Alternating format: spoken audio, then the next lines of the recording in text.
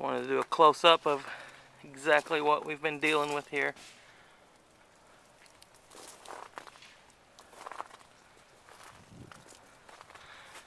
This is our front tree. You can just see, and it's already melting some today, but you can see how thick the ice was. And you look at that tree line over there. It's like they all been topped out. Today we're hearing all the ice fall. It feels like we're being bombed sometimes.